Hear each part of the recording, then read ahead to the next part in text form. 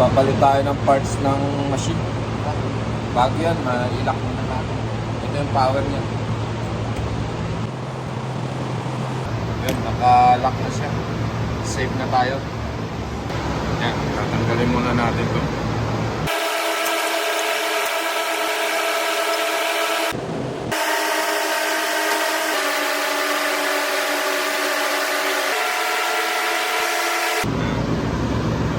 Adjust na lang natin yung adjust na lang kung nakaikit. Let's go. Okay na siya. Brand new. Bago na. Ayun, bago. Yan yung relief valve niya. Yan yung balance valve.